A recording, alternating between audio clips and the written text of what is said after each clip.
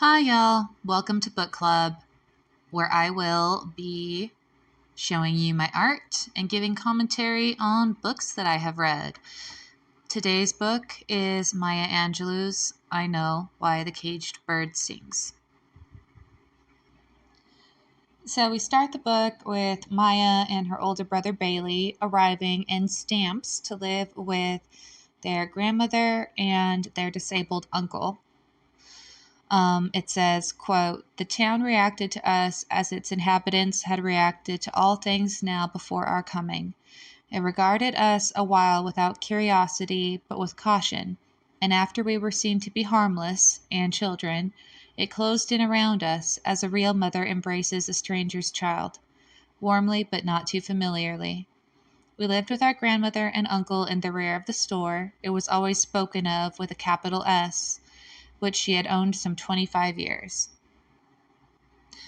Mama related times without end and without any show of emotion how Uncle Willie had been dropped when he was 3 years old by a woman who was minding him. She seemed to hold no rancor against the babysitter, nor for her just God who allowed the accident. She felt it necessary to explain over and over again to those who knew the story by heart that he wasn't born that way. In our society, where two-legged, two-armed, strong black men were able at best to eke out only the necessities of life, Uncle Willie, with his starched shirts, shined shoes, and shelves full of food, was the whipping boy and butt of jokes of the underemployed and underpaid.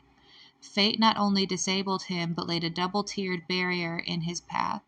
He was also proud and sensitive.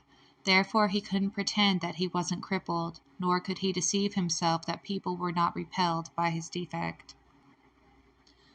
Crossing the black area of Stamps, which in childhood's narrow measure seemed a whole world, we were obliged by custom to stop and speak to every person we met, and Bailey felt constrained to spend a few minutes playing with each friend. Now, anyone who's ever lived in the South knows that that is very true. Everyone is just very kind to one another, very familiar, especially the smaller the town. I lived in Alabama for a little bit and a couple parts of Texas. And yeah, you definitely can't get away with not saying hello to everyone that you pass by. So Maya and Bailey are in this world of racial inequality and ableism and, just good old Southern charm, quote unquote. Kidding. It's not very charming. At about the age of 8, she goes back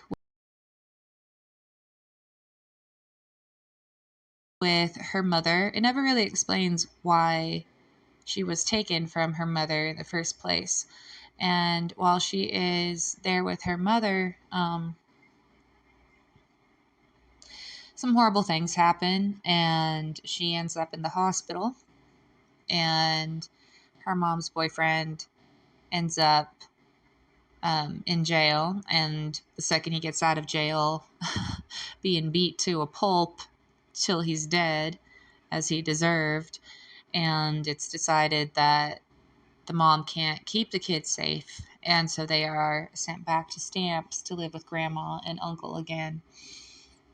And poor Maya is happy about it because basically, the floor can't fall any farther beneath you than it already has when you're at the ground level. And her brother Bailey is sad because he liked it in the big city and he liked being with his mom and he didn't want to go back. So now there's a rift between them, which had not been there before. Up until then, they'd been extremely close, almost like twins. So we fast forward a few years, and Bailey is now a young man, and we are in a town where lynchings happen. And one too many happen, and grandma gets scared that something bad is going to happen to her grandson, so she decides to send him and Maya back to mother again. There were foggy days of unknowing for Bailey and me. It was all well and good to say we would be with our parents, but after all, who were they? Would they be more severe with our Ditos than she? That would be bad. Or more lax, which would be even worse. We went to school and no family member questioned the output or quality of our work. We went to a playground which sported a basketball court, a football field, and a ping pong table under awnings. On Sundays, instead of going to church, we went to the movies. Their mother is in some sort of business, which doesn't sound extremely legal. She ends up shooting someone who's her business partner because they get in an argument, and she doesn't get arrested because I guess they don't turn her in. So again, something a little bit shady going on. And yeah, so her mother gets married.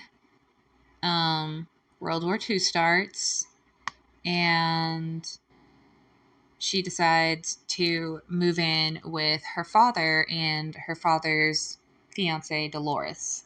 And Dolores is just a horrible, insufferable woman who wants nothing to do with Maya and wants everything to do with keeping her father away from her, being like, no, that's my man. It's like, you do not argue over a man with their children. Like, no, you don't do that. Children always come before a partner. And if you don't get that, then you're not grown enough to be in a relationship with anyone with kids. Anyway, so she goes and stays with them, and Dolores, being the whack job she is, ends up stabbing poor Maya. Her dad takes her to some undercover veterinarian sort of thing, a friend with a nurse, and she gets stitched up. So, yeah, both of her parents are just into some shady business, separate of each other. So it doesn't really seem like there's a more legal household than the other.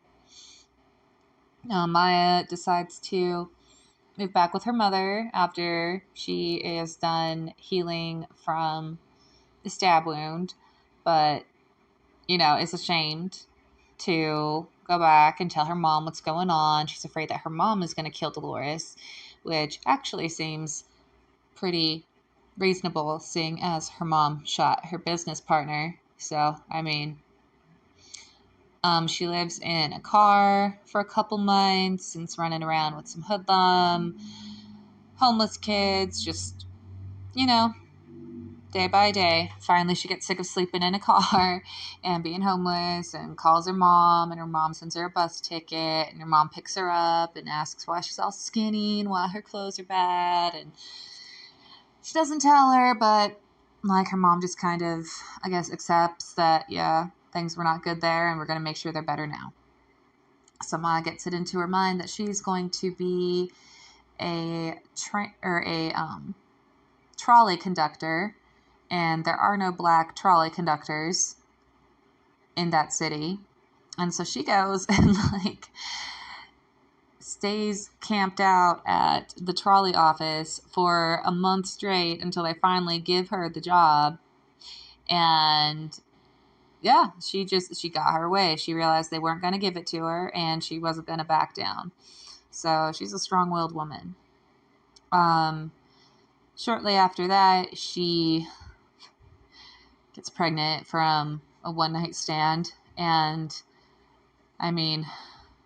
anyone who's been through that can attest to it not being a happy moment. But she accepts it with a lot of grace and dignity and has her son, and is a very loving mother. She's a new mother, and she's very cautious around her baby, scared that she's going to roll over on him. And her mother have this sweet bonding moment where she teaches her how to take care of the baby, and it's just really sweet.